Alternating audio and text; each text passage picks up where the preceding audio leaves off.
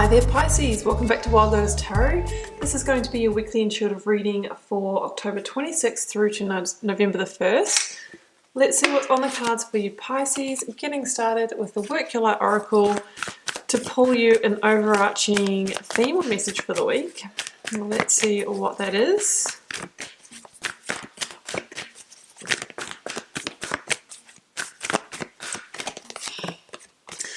Unbound, releasing soul patterns, contracts, and past lives.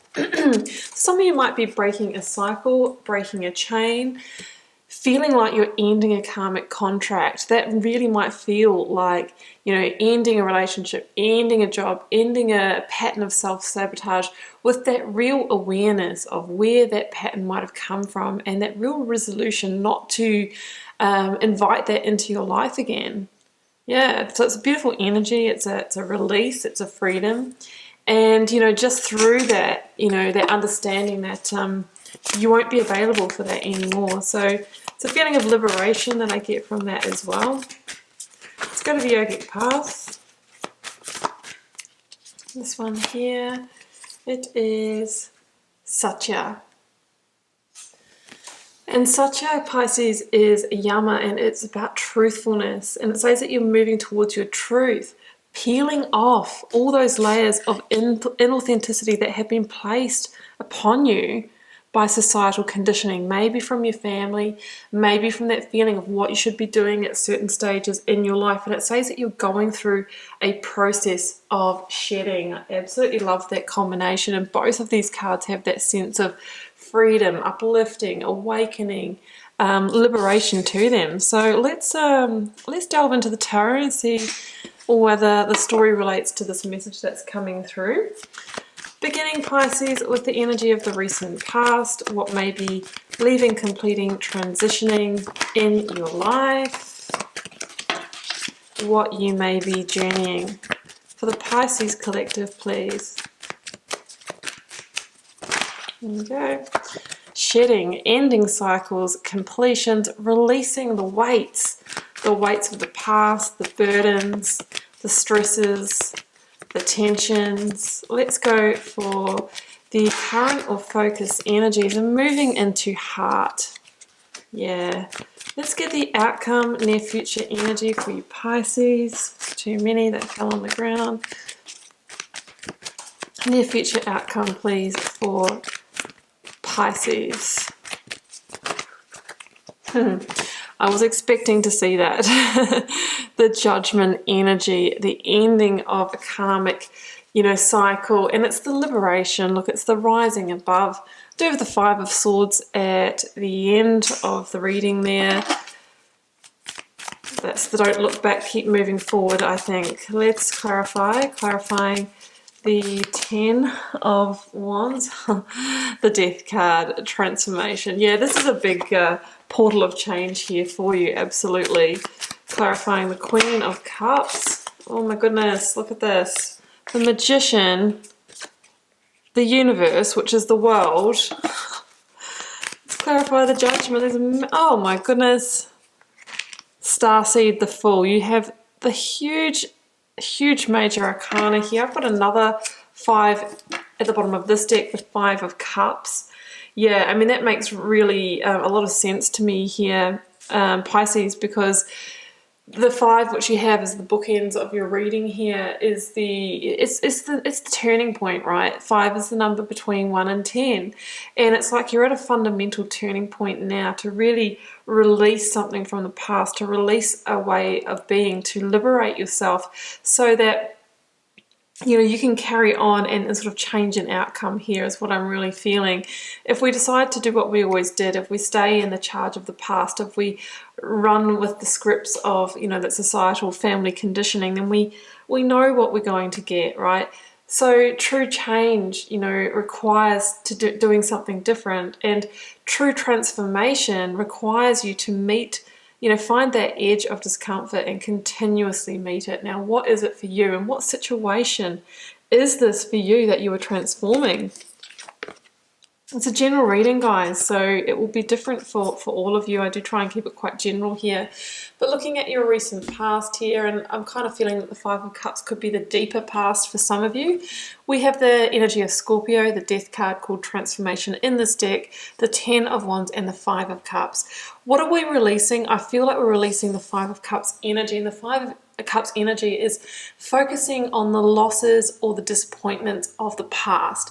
Now that can take many, many forms. It could be, you know, a series of relationships where you really wanted those people to be the life partner, to be the one, and it just hasn't worked out that way. And there could have been a common cycle, a common pattern to why those relationships didn't work out, and there might have been, you know, great sorrow and grief and loss around that. Others of you, it could be self-sabotage in career. You know, it can be, you know, those cycles within yourself, those not being able to sort of be in that emotional control that you truly want. It can be the losses within family as well. Maybe losses of friendships through fallings out because there's a common pattern. Many, many different forms. But it's looking at the past, staying in that charge of loss and guilt and sorrow. The thing is that when we stay connected to that, we are bound, right? Not unbound. And we miss the opportunities that are right behind us. The Five of Swords over to the right here is telling me that if you stay in this energy, that you're fighting a losing battle, and it's a lose-lose situation. So it's knowing when to transform, it's knowing when to walk away, it's knowing when to take that fool's journey that we see here. But the fool's journey begins with the release. We can't start anew, we can't step onto a new path until we have cleared the space. And you're being asked to release whatever that burden is from the past. For some of you, I don't know if this is just something that's coming through. It could have been, you know, failed attempts at having a family as well. And, you know, you've carried the guilt of all of that. Whatever has been burdening you, weighing you down, we need to release that. Emotional stress, guys, is one of the number one toxins to our body.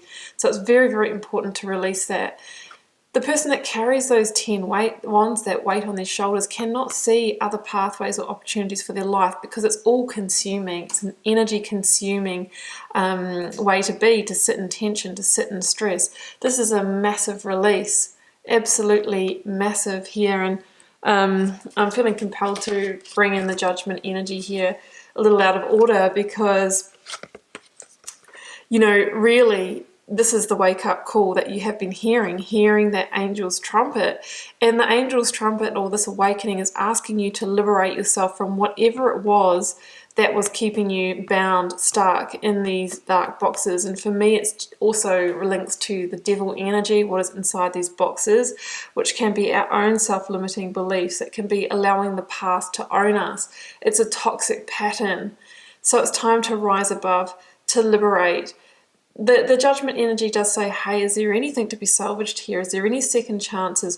Or are we moving this across to the world energy, to the huge, huge, huge cyclic completion? And I think I know the answer because all the cards are here. All the cards are here. So you're being asked to take those first tentative steps first out of that chamber, out of what's held you bound, following the light of the Fool's journey here that will reveal once you are out of this initial holding pattern, out of the bindings here. So that's what I'm seeing. This is that scorpionic energy that is clearing the slate. It is a purge, it is a release. And it is a release particularly to create space for the new, to welcome in the new dawn, the new day. And yeah, it can feel, there can be grief in letting go, but you're asked to surrender to it when these energies come into the reading. So amazing, really intensive energy here. So, I mean, it's interesting because Judgment is number 20 in the Major Arcana, and the world, called the universe in this deck, is number 21. So final judgment comes before the massive cyclic release. And with the 10 of Wands and transformation in this reading, I think that we're definitely releasing here. And it's generally karmic, and that's what I was feeling when Unbound came out. What is this karmic pattern that has been holding you back? It is time to release that karmic contract with a partner, with family members, you know, that feeling that you need to follow the well-worn path that society has set out for you. It's time to release and really get connected with who you are and what you want and what your soul's journey is requiring in this lifetime to evolve. The universe is a card of victory. It says that you have arrived at the end of this particular karmic contract, and it's time for you to know when to go with ease and grace and flow into your next karmic cycle. Because when we hold on to cycles past the use by date, that's when we end up in the fives, right? The holding pattern, the space in between, the middle point where we just stay in the same energy, the energy of conflict, the lose-lose situation. So you're being asked to liberate here, and there's a sense of great enlightenment in that for you as well. And once, you know, you have released, you've surrendered, you've let go, and it could be a big life shift for some of you. Some of you might have to relocate, some of you might have to move out of homes, some of you might have to end relationships, some of you might need to reinvent yourself, reinvent your working life, all of these kinds of things. But the amazing news here is you have the Magician energy, and that is also a card of awakening, and it's awakening to the fact that, Pisces, you have all of the resources within yourself that you need for this journey. You have the power and passion of the wand, you have the emotional intelligence of the cups, you have the intellect of the sword, you have the resourcefulness of the pentacle. That's what the magician knows, that he or she has those tools. And there's a real message here in both of these cards of coming into a place of real emotional security and stability within yourself, and understanding that that is cultivated within you. That is not something that somebody else provides for you. You know, you have to cultivate that state within yourself. And it's really important because the magician knows that what is magnetized towards him or her is, you know, it's a reflection and a vibrational match for your internal state. And that's why it's so important. It's so important to manifest the new from a place of truly feeling and believing and being it. Fake it till you make it. Because if we have any self-limiting beliefs or, you know, ties back to what has held us bound, then we're going to attract to that situation again. So that's why we have the Queen of Cups. It's generally the energy of Cancer, but I think it stands for your energy, Pisces, in this reading. You're being asked to come back to heart. Queen of Cups is queen energy, is mature and compassionate and empathetic, and she knows how to focus her energies, and she lives from the heart. She focuses on that strong emotional state, and she's now focusing on what is golden in her life, you know, calling in beautiful experiences, beautiful new beginnings, and using that magician energy to manifest and create that in her external reality. And we end the reading on the Fool, the biggest card of new, fresh beginnings. Doesn't matter where you're at in your life, whether you're 19 or 90, we can always see things from a different perspective. We can always, you know, approach life differently, change our attitude, you know, bring change to our lives. The Fool is a real energy of not really fully understanding exactly where we're heading, right? We know we're heading into the light. We can't see what is through there. We can't see what is outside of our chamber, but we just know it's lighter and brighter and different. And we know where we've been. We know it too well. And we have achieved life lessons there, but there's a sense that if we stay in it, we'll be staying in the darkness. So the Fool invites you to take those first tentative steps out of that, to embrace the new, to surrender to change, to be led by your rebel heart and allow the unfolding. And either way, I really feel that it's going to lead you to your next karmic cycle, Pisces. Pisces, I'm going to leave it there. Massive karmic cyclic completion. Trust in the unfolding, understanding that you are shedding a major layer here, and isn't 2020 just the energy to do that in, guys? So I'm going to leave it there and wish you all the best with it this week. Do keep in mind it's a general reading for the collective, so it won't be everybody's story this week, although I'm sure pieces of it will be. If you're called to share, please do leave me a comment. I do read them all and try to respond to as many as I can. Helps me get to know you guys and connect with your energies, and I will see you back here next week for another reading.